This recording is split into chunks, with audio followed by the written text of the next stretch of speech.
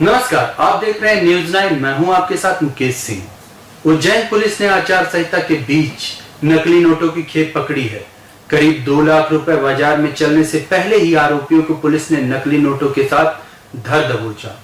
Police ने 3 युवकों के पास से 2,05,000 रुपए के नकली नोट बरामद किए हैं। आरोपी इंदौर में पकड़ाए गिरोह से 40% कमीशन पर नोट लाकर चलाते थे। नीलगंगा थाना टीआई विवेक कनोडिया, एसआई अरविंद परिहार, प्रधान आरक्षक मंगल टैगोर ने गुरुवार रात गदा पुलिया निवासी लोकेश के घर दबिश देकर उसको पकड़ा। लोकेश ने कबूला कि नकली नोट उसने उन्हेल के प्रहलाद और इलाहपुर के सुरेश को भी दिए हैं। इससे पहले इंदौर में नकली नोट के मामले में उज्जैन गदा पुलिया निवासी हिमांशु गोसल ने इंदौर पुलिस के सामने कबूला थी कि क्षेत्र में ही रहने वाले लोकेश को 2,30,000 रुपए नकली नोट दिए हैं। इसी सूचना पर पुलिस लोकेश के घर पहुंची थी। पुलिस ने तीनों से 2,000 के 101 और 500 के 7 नकली नोट बरामद किए। शुक्रवार दोपहर पुलिस ने तीनों को कोर्ट में पेश कर रिमांड पर लेगी। लोकेश ने पुलिस को बताया कि 2,000 के नोट बंद होने के कारण उसे बाजार में चला नहीं पाए थे।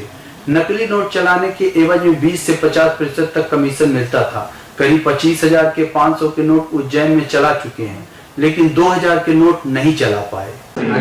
पुलिस अधीक्षक महोदय द्वारा आगामी चुनाव को दृष्टिगत रखते हुए क्योंकि रिश्वत के रूप में नोटों का वितरण किया जाता है, साथ ही नकली नोटों का प्रचलन भी इसके दौरान बढ़ जाता है, इसको दृष्टिगत रखते हुए निर्देश दिए गए थे। इसी दौरान हमें सूचना प्राप्त हुई कि बाणगंगा पुलिस नीलगंगा अन्नपूर्णा पुलिस के द्वारा एक आरोपी को उज्जैन से उठाया गया है। तो हमने उस सूचना को और डेवलप करते हुए उसके एक साथी लोकेश वर्मा को गिरफ्तार किया और लोकेश वर्मा पूछताछ करके उसके 2 अन्य साथियों को अपने क्षेत्रों से मतलब नज़दीकी क्षेत्रों से उज्जैन जिले के उनको गिरफ्तार किया। उन लोगों से कुल 2,05,500 रुपए के नकली नोट, जो कि 2,000 और 500 के नोटों के रूप में है, नकली नोटों के रूप में है, उन्हें जब्त किया है। ये कब से नकली नोट का धंधा कर रहे थे और कितने % कमीशन पे लाते थे? इनके अनुसार तो ये पिछले 1-1.5 महीने से इस कारोबार में संलिप्त हुए थे और ये लोग इंदौर के एक राजेश बोरपटे उससे इन्होंने नोट प्राप्त किए थे और उसमें हिमांशु बोरासी अपने क्षेत्र का जिनका ही रेलवे कॉलोनी के रहने वाला एक युवक, उससे इन्होंने ये नोट प्राप्त किए थे और 40% इनको कमीशन इसमें दिए जाने का प्रावधान था। तो इनको आपराधिक रिकॉर्ड भी है?